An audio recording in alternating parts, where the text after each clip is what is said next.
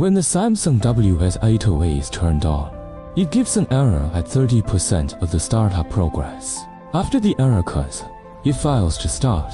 Judging solely from the error message and the progress bar, it is determined that the ultrasonic system has not been initiated. First, the front-end ultrasonic hardware failure was ruled out.